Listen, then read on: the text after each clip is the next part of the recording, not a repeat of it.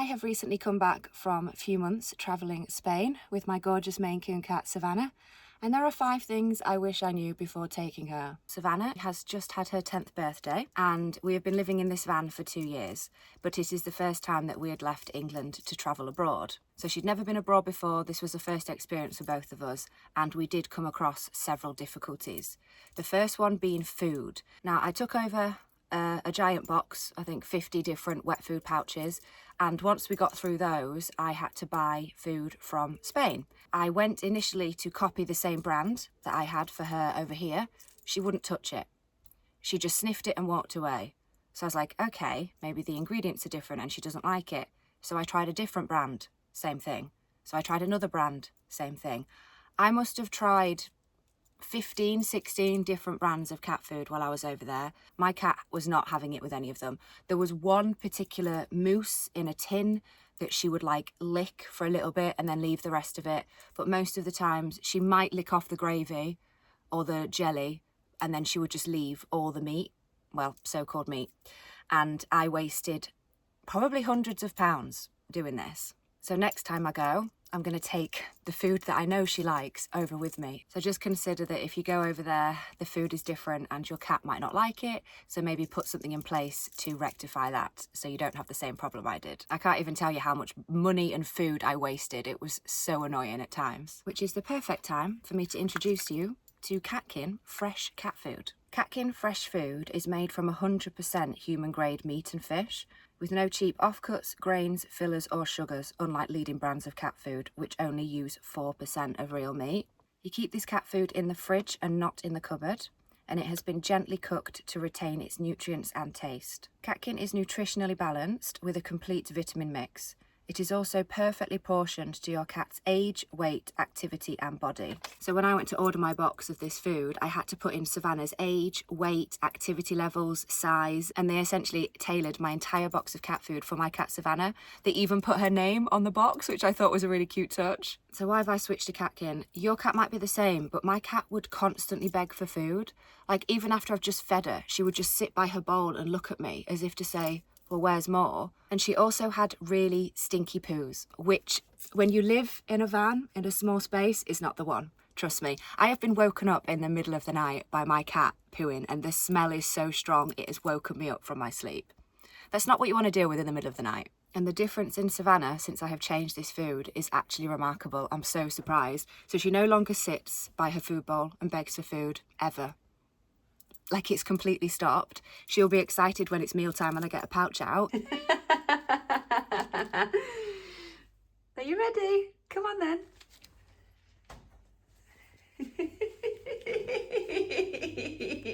I think someone's excited. But other than that, she just does not ask for food. She also doesn't eat it all in one go, which she used to do with the other stuff. She will eat a little bit and then get the zoomies straight away. As soon as she's eaten, she's zoom, zoom, zoom. And then she'll come back and have a bit more. And it's obviously filling her up a lot more than the other stuff did. And the best thing ever, no more smelly poos. And I can't actually believe it. Like, she'll go to the loo in the litter tray down here and I won't even know that she's done a poo. Where before it was like, air the whole van out, oh my God, stinky, wanna vomit kind of thing. So the difference is remarkable. I'm so impressed. All from changing her food. But that just shows, you know, it's almost like going from fast food to eating healthily, and her digestion is happy for it. So Katkin offers 7 recipes to choose from. The names are cluck, gobble, moo, oink, splash, quack and bah. Love that.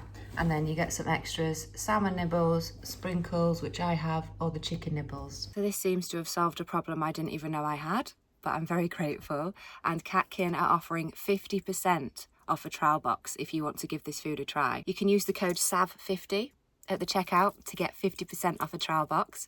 So if you're interested in giving it a try, I can highly recommend. There'll be a link in the video description and in a pinned comment, and you can click on that link, enter in SAV50 at checkout, and then you'll get 50% off a trial box. And I'd be interested to know which issue this solves for you. So big shout out to Katkin. Thank you very much for sponsoring this video.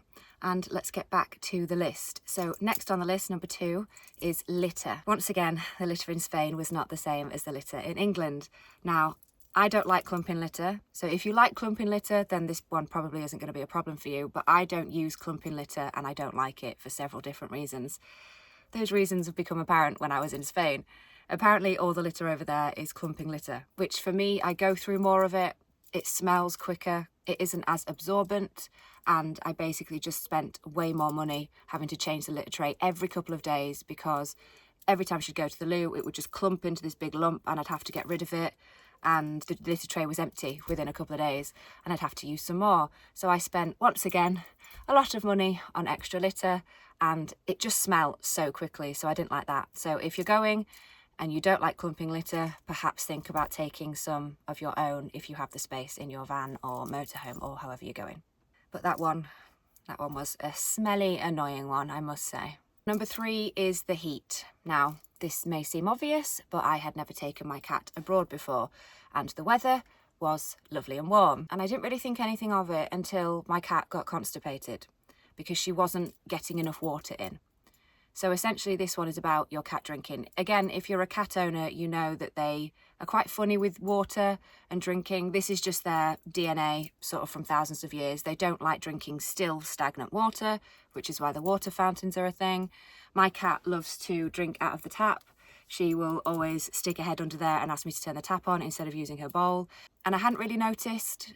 This was maybe 3 weeks into my trip when I was first in Spain, in Valencia, and then she started behaving funny and she got constipated and she was in quite a lot of pain. And I realised at that point, well, that happens when they're not getting enough water in their system. So my solution to this was from that point on, and luckily it didn't happen again, so it's obviously worked. When I was feeding her wet food, I would add a little bit of water, or quite a lot of water actually, into the bowl and mix up the food in the water, so she actually got extra water in that way. Because cats are funny when it comes to drinking. They don't drink for a while, and then if they do drink, they'll drink loads at once. So that was my solution to that problem, but it's just something to note that you will need to be more aware of the fact that your cat needs more water over there. Because a dehydrated kitty is a constipated kitty, and nobody wants that. So next up, the 4th thing is, I think I messed up her circadian rhythm. In January, she started molting like crazy, as if it was April in England. So usually about springtime, when the weather warms up in England, she would start to molt, and that's expected. She gets rid of her thick winter coat for summer, and then when it gets to winter, she thicks up again and she gets this beautiful mane, because she's a Maine Coon. However, when I was over there, I think I messed up the routine of things, and in January, there was cat hair all over my van, everywhere. She was molting like crazy, which I suppose is not a problem over there because she had too much fur, because it was warm, like a lot of days were 20, 25 degrees. So she needed to get rid of it. So it wasn't really a problem when we were over there. However, when we've come home, back to England, she is now all types of confused. She ended up, within the first week of coming back, she was covered in knots. And she hasn't had any knots for 3 months over there. I think because her fur or her body was just like, well, it's cold again, so we need to bulk up on the fur. And she's got all this new undergrowth coming in to try keep herself warm. And it just ended up with loads of knots all under her chin, under her arms, under her belly, everything like that. So luckily, Savannah does like to be brushed, so I've brushed her a lot, but that is just something that I was not expecting. So just be aware of that. They might start molting when you're over there, if you're going out of season, and when you come back, they will probably have a few issues. Well, I mean, Savannah's long hair, so obviously if you've got a short haired cat, this probably doesn't apply to you as much, but just something to be aware of. And finally, number 5, which might be the most important because this one actually affects the health of your cat, is there are these things called processionary caterpillars, which are deadly to dogs and cats. So these things create nests in pine trees. So if you're not near pine trees, you don't really have to worry. But these things create nests in pine trees, and in the middle of February time, roughly, they hatch out of these nests, climb down the trees and create this precision, believe it or not, of caterpillars end to end and walk across the roads and things like that before they bury themselves to turn into moths, and then the cycle sort of repeats. Now, these things are deadly because they have tiny little spines on the back of the caterpillars, and if one of those gets in your cat's nose or on their skin or in their mouth, they can create respiratory problems, and if you need to get to a vet pronto if this happens, right? So not so much a problem while they're in the nests and stuff, but while I was over there, they did start hatching. Now, that's not to say you can't be near them, because we camped near them when, like, down the end of the road, they were walking across the road kind of thing. But I knew Savannah didn't go near there, so she was fine. The one thing you do have to be aware of is if it's a windy day and the caterpillars are out, those spines might get caught in the wind and travel across in the air. And again, if they get on your animal, they're going to cause some serious problems. So that's something to be aware of. So once again, they're in the pine trees and they come out mid-February time, sort of when the weather's warmer. I also noticed that they came out in southern Spain earlier than they came out in northern Spain, obviously because it got warmer down there.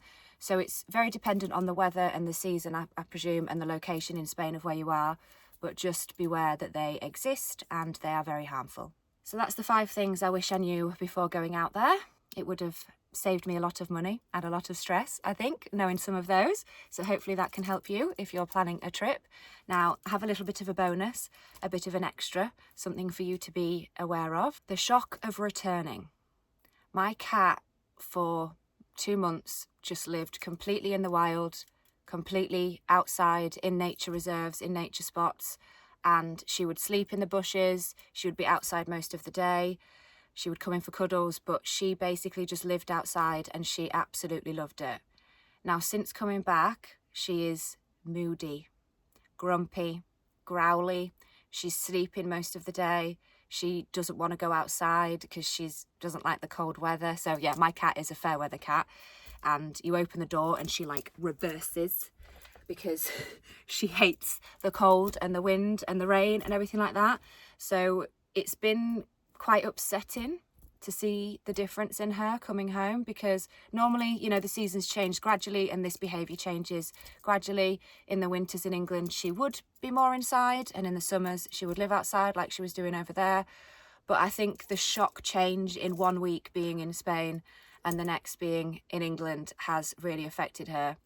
Side note, it's affected me too. I'm also struggling, but that's another story. So it's just something to be aware of. If your cat comes home and suddenly starts behaving differently and is moody, then it's probably because the seasons have changed rather quickly and she's all confused. Because I know what we're doing, travelling and moving across, you know, borders and time zones and things like that, but she's not. She just gets in the van and we open the door and she's in a different place, which is colder. So, bit of a shame, but I'm already planning next year's trip down there because I'm not doing another winter in this country. So we're just going to have to get used to it all. The molting, I'm going to take extra food down there with me. I'm going to take extra litter down there with me. I already know how to stay away from the caterpillars, and I already know to put extra water in her food for the heat and to make sure she's not dehydrated. So there you go. A few tips for you. Hope that's been helpful. And if you're going, have a fabulous time. My cat absolutely loved it. Don't be put off by this information. Savannah had the best time and she absolutely loved it out there. And these things really are just teething problems that we got sorted out. So if you would like to see more of Savannah or my content, you can support us on Patreon or YouTube memberships. There will be a link in the description if you would like to join one of those and support the channel. Huge shout out to my wonderful Patreon members and YouTube members. You guys are legends. Love you. So Savannah and I say thank you very much for watching. Peace out and stay wild.